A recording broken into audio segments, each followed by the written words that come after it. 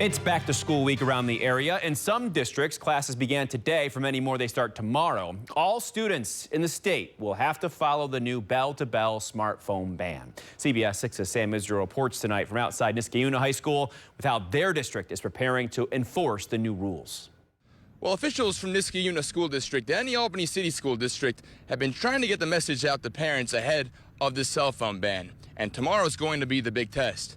Starting then, students will be forced to store their devices inside this yonder pouch. And although officials are expecting some pushback from students, they believe that this will help make them more present in the classrooms.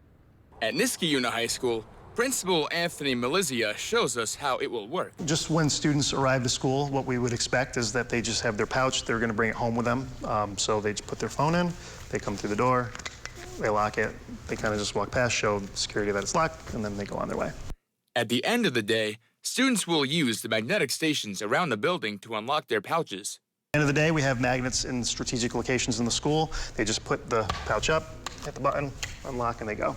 Officials say consequences for violating the policy could range from a warning to a call home to having a parent pick up the phone. It's working on those interpersonal skills that are so important for when they leave here. In Albany, Superintendent Joseph Hogreiter says staff will be able to unlock pouches in case of an emergency. So if a student has an emergency or needs to call home or get in touch with someone for very legitimate reasons, they need their phone sometimes to even remember their phone number. Hogreiter also fought to make sure exceptions were built into the state policy, especially for Albany's diverse community. We have students from 50 different countries that speak 40 different languages, and they are the primary translator. And when it comes to safety, he says it's better for parents to trust school staff in a crisis. Anyone who works in emergency preparedness will tell you the absolute worst thing we could do is have communication from students to families during a school event, because that actually puts them in jeopardy.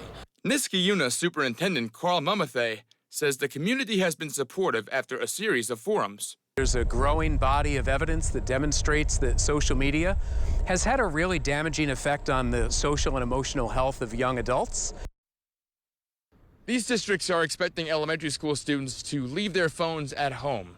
Students can use their phones on the bus, but once they arrive on school grounds, their devices will be locked away. Reporting in Niskayuna, Sam Israel, CBS 6 News.